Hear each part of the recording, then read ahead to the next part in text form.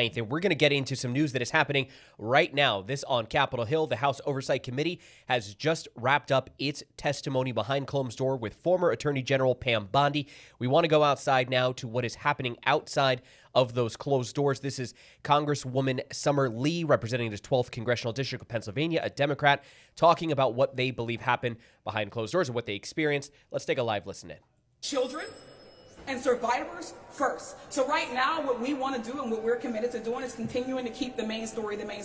That justice doesn't have a time limit. And no matter how much Comer or Bondi or Blanche or Trump or whoever else fights back against the truth coming out, that this fight will continue. That we will not relent until every single person who has been impacted, not just by Jeffrey Epstein or Ghislaine Maxwell, but everyone who's being covered up or hidden, and the fouls, or in people's personal knowledge that they won't share truthfully with us, and whether they're unofficial transcripts or real depositions on the record. That it's important that they recognize that not only will the oversight dimmed, but also the American people will not back down. The survivors have not and will not back down. And it's important that we continue to keep this pressure on them and remind them that legally binding subpoenas must be answered. So right now, Pam Bondi is in non-compliance with 2 for herself. And we have to keep putting that pressure on them. And we'll continue to do that. I will hand it over now to Rep. Supermanian. Thank you. I just want to talk about the survivors for a second. Thank you so much for your words. They're here today. They were with us in Palm Beach a few weeks ago when we had a hearing there. And they've asked the Department of Justice repeatedly to meet with them. They've asked repeatedly to release certain files to them at least, such as their witness statements. And so we asked Pam Bondi about that today. She said it wouldn't be appropriate to meet with them for some reason. She said she doesn't recall anything about them asking for their witness statements. She's forgotten all about all of their requests, even their public letters. It seems as though she was ignoring survivors this whole time, which is pretty astounding to me.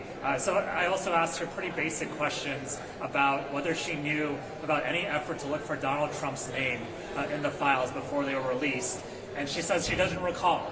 And so I think it wasn't that long ago before they were releasing the files, yet somehow she doesn't recall things that happened about 6 months ago. And then finally, going back to Ghislaine Maxwell, she said she wasn't involved at all in the process of moving her to another prison, but she wasn't sure if that new prison was even a lower security prison, which factually it is. She also thinks that the Bureau of Prisons is doing a great job, and she said that these things happen all the time because you want to protect some of these folks in prison. Well, that's true, but we really need to protect Ghislaine Maxwell right after she just talked to Todd Blanche about the Epstein files. Seemed too coincidental, but again, she doesn't recall a lot of other things. It was a really unimpressive and disappointing interview today, but not surprising to us. We're not going to stop our investigation. I'm going to hand it over to Yasmin Ansari. Thank you.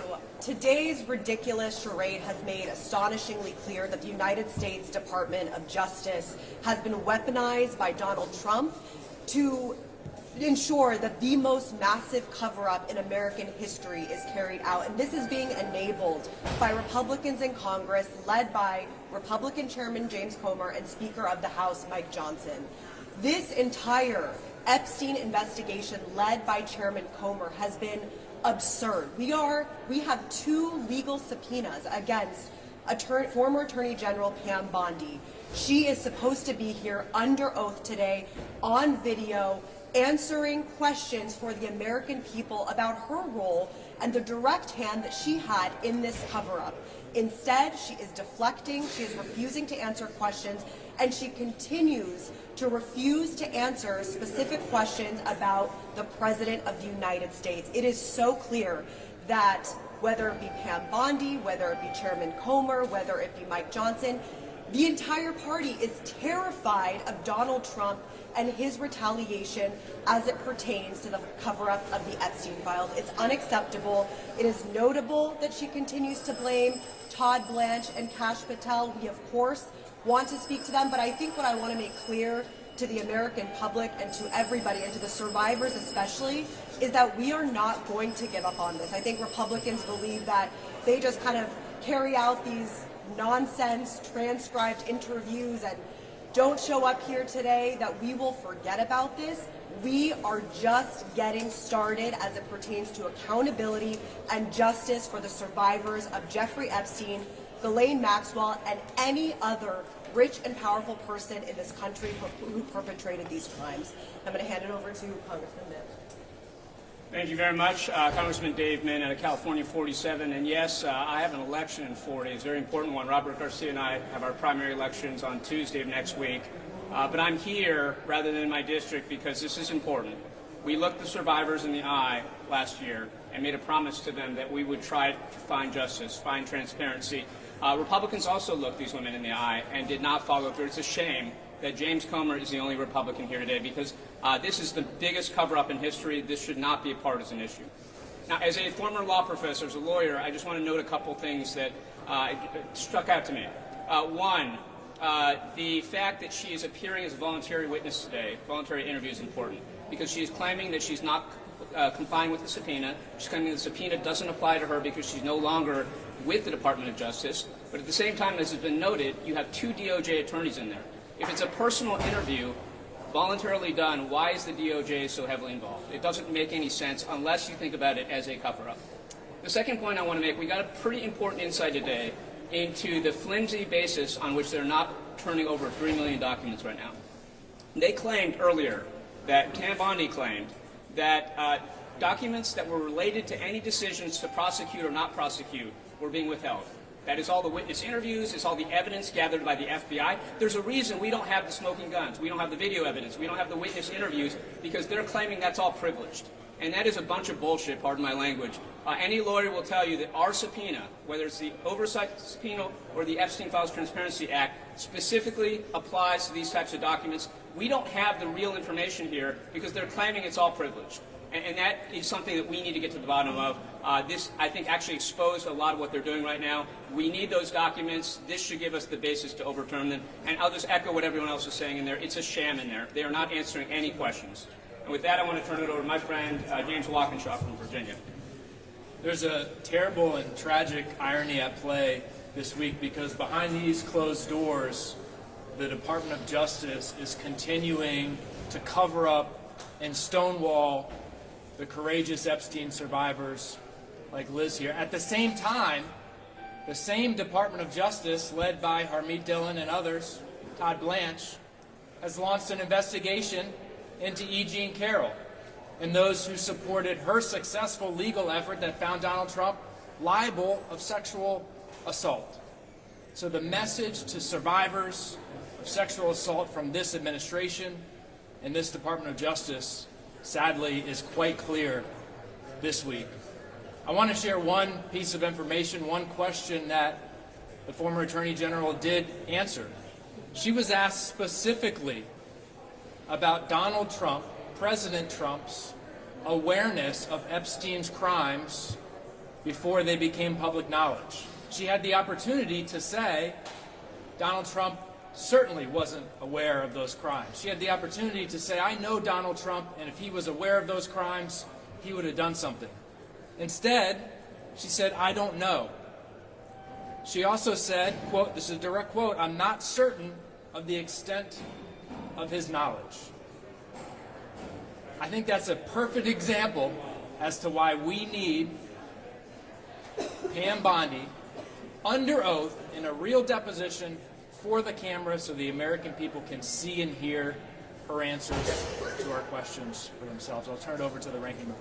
Well, a couple of questions, and we got to. It's continuing, so we got to keep going. So, a couple of questions. Thank you, Mr. Ranking Member. So, is your next step to try to subpoena Todd Blanche to compel his testimony? And if so, do you have the votes, and when would you do it? Well, the request is going in today to Chairman Comer to have Todd Blanche come in. It's clear that after this testimony, that is where a lot of the information is, and so we're going to. If he doesn't do it, we're going to force a subpoena and try to get votes, but he's got to come in. Kash Patel's name was also mentioned. Will there be a subpoena for him as well? Kash Patel is number 2 on the list. So Kash Patel was multiple times where we had questions about the FBI, the way the files were redacted, why redactions were done so messy, and why there was doxing that happened in certain cases, survivors. The finger was pointed back at Kash Patel, and so we have questions for Kash Patel as well. Yes. Can you characterize a little bit more the Justice Department's intervention?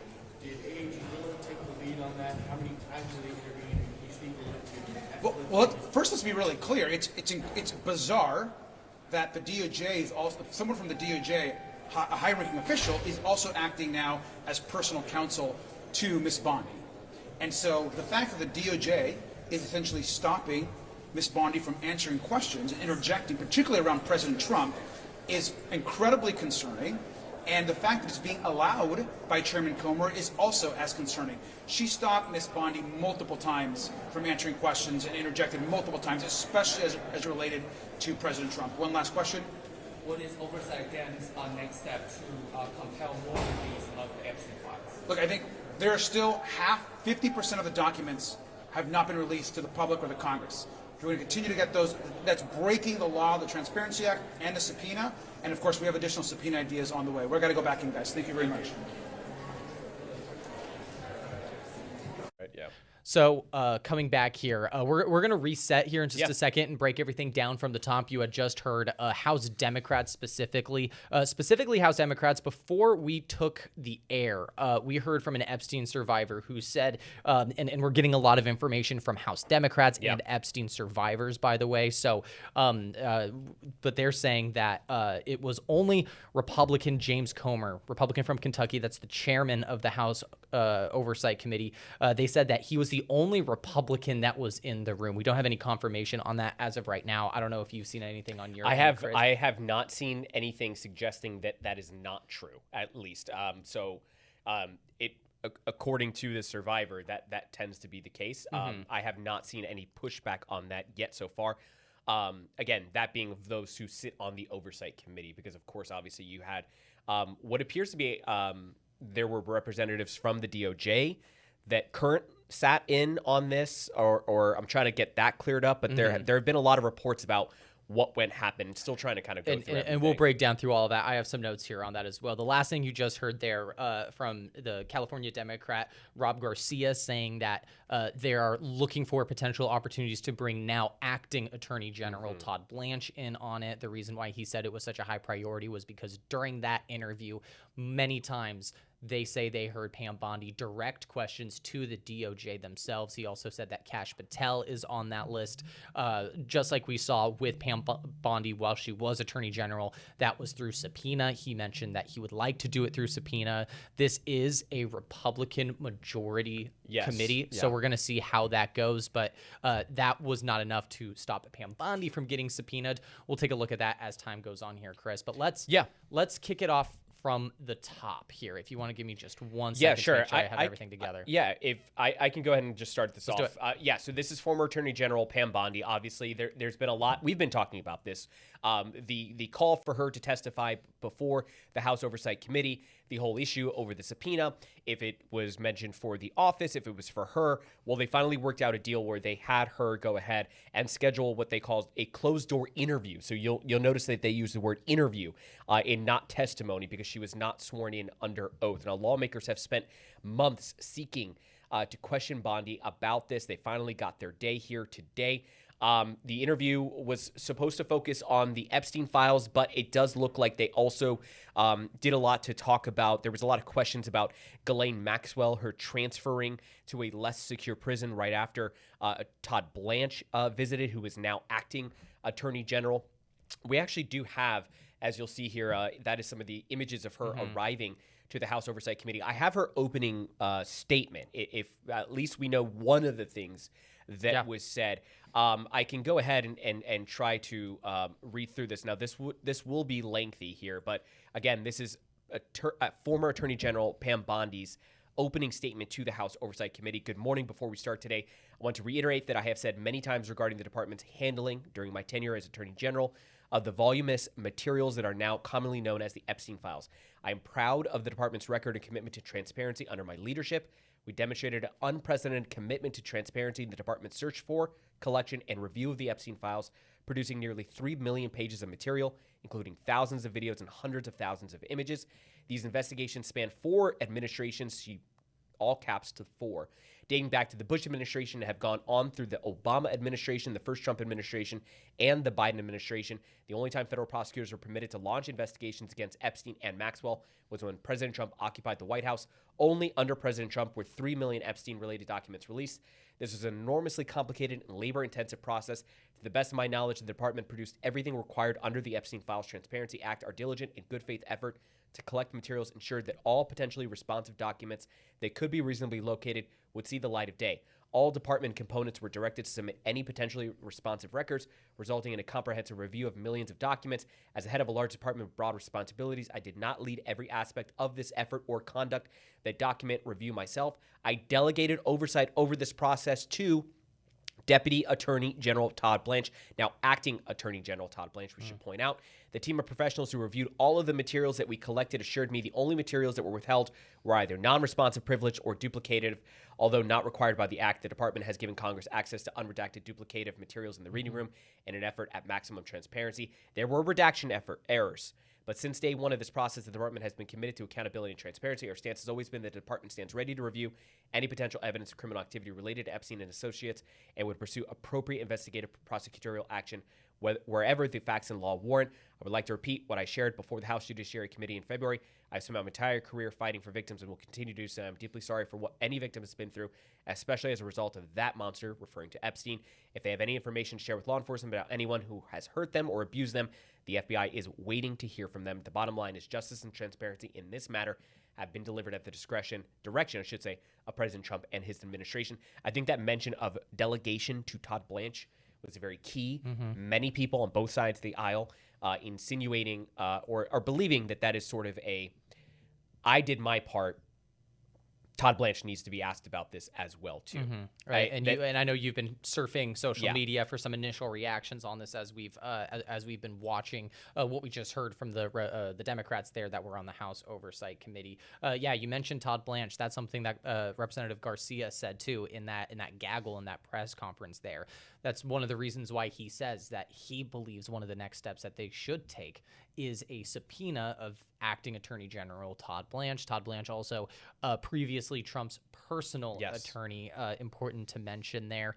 So I want to break that down because when we took you live to that was probably about 15 minutes into it. We heard a few other things, some of the things you had already teased in there, so I want to bring it up here from Robert Garcia, the California representative. He said that Bondi wouldn't answer any questions relating to President Trump, explicitly saying so, also saying that she was sitting beside DOJ counsel, insinuating that they are essentially her lawyers here in this case as they're talking about that. That was something that was further echoed by some of the survivors who spoke alongside these House Democrats.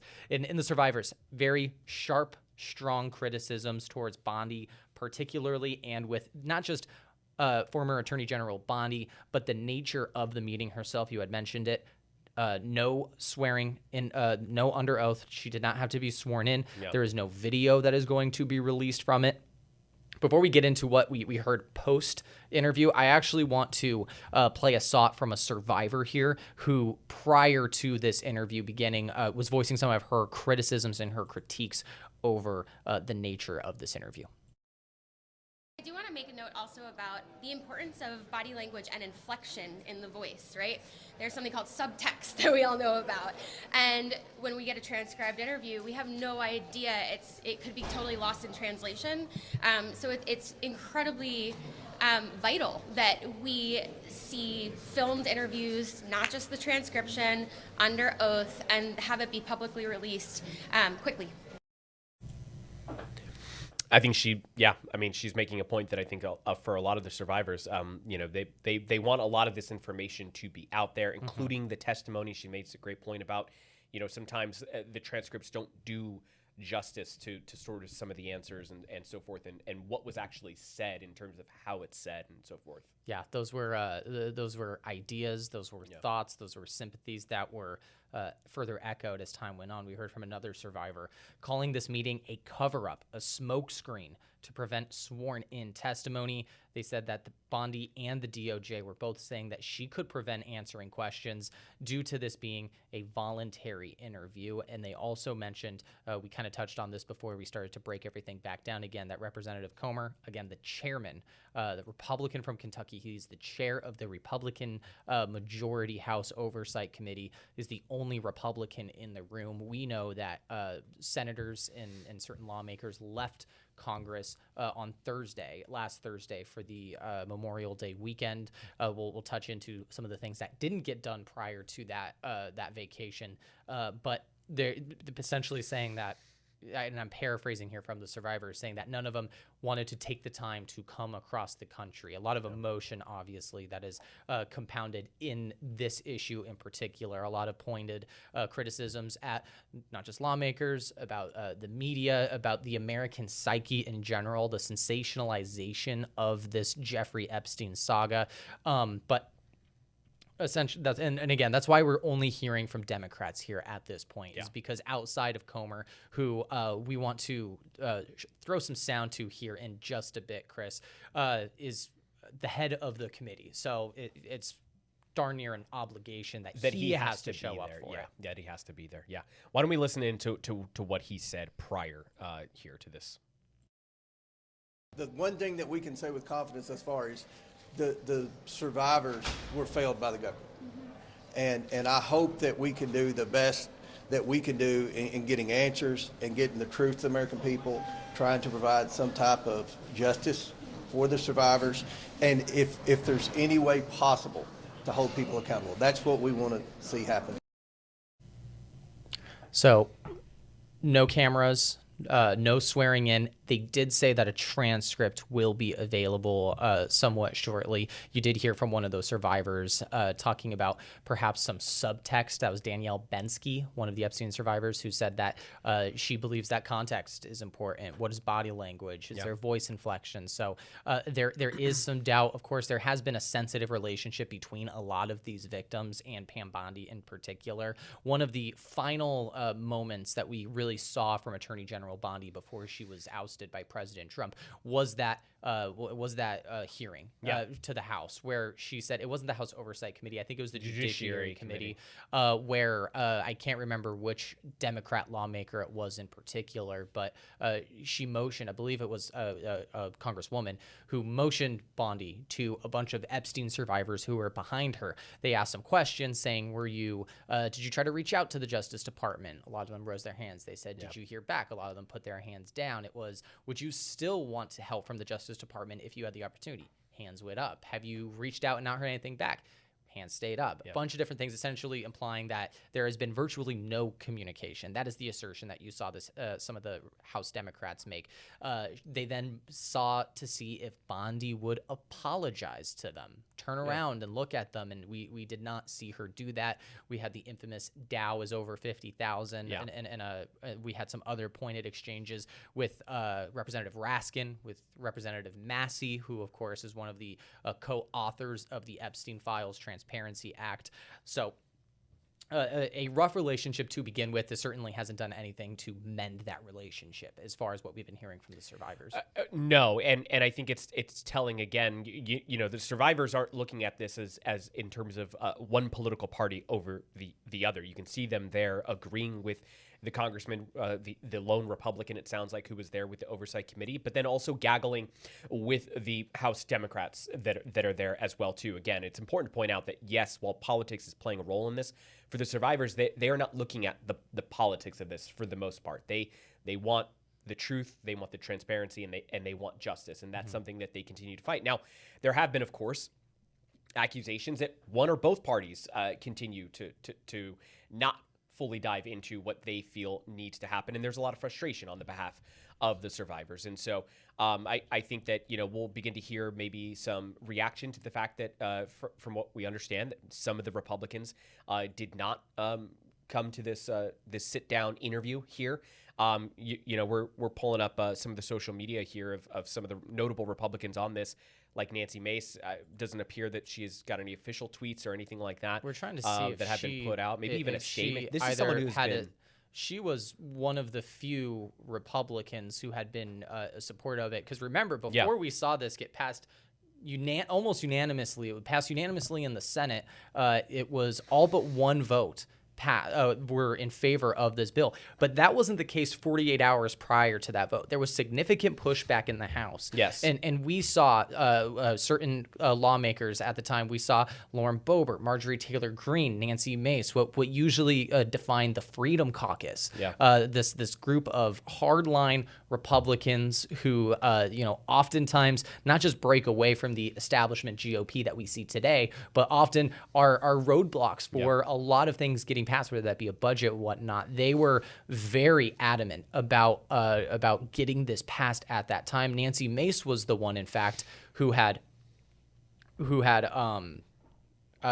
brought forward the motion to subpoena Bondi. Forgive me there for a second. I had to get the words out. Yeah. But doesn't say that she is here at this point. We're still trying to get some confirmation as to who, in fact, was and was not there. So far, I haven't seen anything on social media about whether or not she, A, was there, or B, has said some sort of has made some sort of statement about. I will say it does appear that those Epstein survivors did ask Comer outside for oath testimony, and we also heard again the other survivor there also mentioned again that they're pushing for changes about this for oath answers, redacted perpetrator names. Again, that was something that they did while outside to James Comer there in front of the camera. So we're seeing a lot of this trickle out slowly, and we're trying to do our best here to make sure that we kind of go and cover all of the different angles that are going to be coming out of this. I'll actually be doing a live report on this for our 11:30 broadcast. That'll be in a little bit more than 2 hours here. Kind of again, try to put together all of the different elements that we have here for this. We'll get a little bit more organized.